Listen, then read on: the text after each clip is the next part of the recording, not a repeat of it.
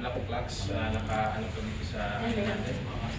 This is the yung pinaka-highly affected areas during the war. So dito po naglanding si General Douglas MacArthur sa may Lake. So they are considered the 11 bravest municipalities dito sa Leyte. So pangalan Leyte. Leyte yung natin. Tapos meron din kami yung MacArthur Leyte. So, let's proceed naman po tayo dito.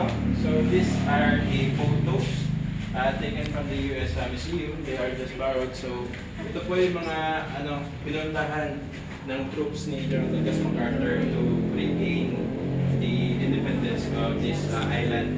So, the island of Leyte is the first to be liberated from the Japanese during that time. Yes, po.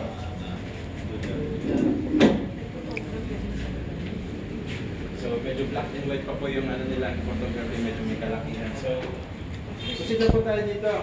So, we have here the Palawan Metropolitan Cathedral. So, during the war, it was used as a temporary hospital naman.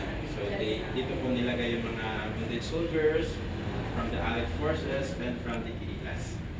So, itong facade na po na nandito sa harap, until now, ganun pa rin po yan. So, this is about the barracks naman po ng mga guerrillas during that time. Okay?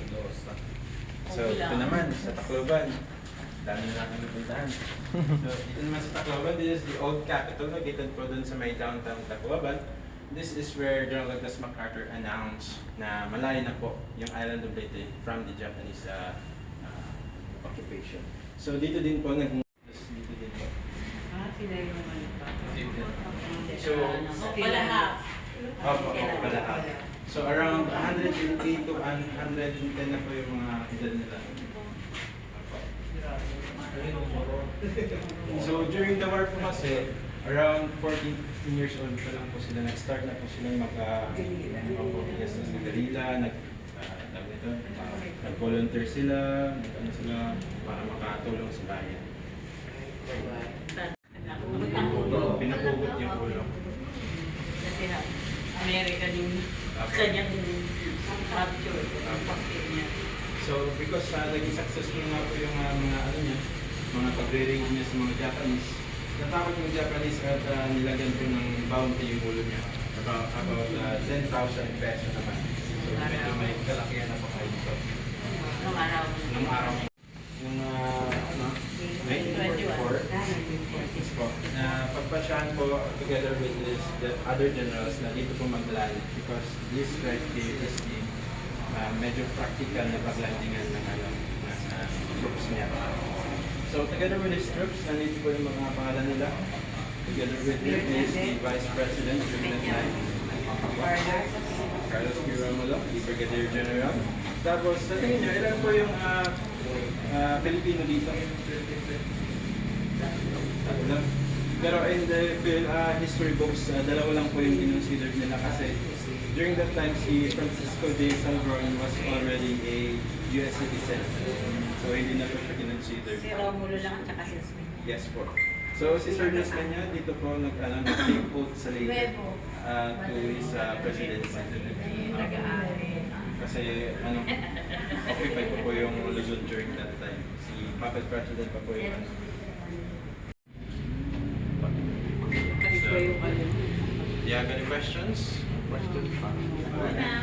Okay, let's proceed naman po tayo dito sa tourist attractions, festivals, and so, sana po yung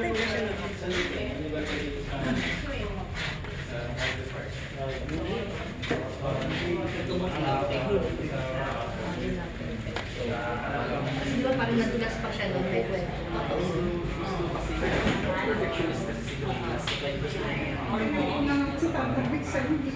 Maganda yung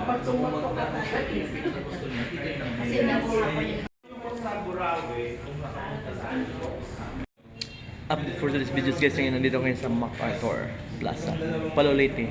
Ito po yung mga kasama ko.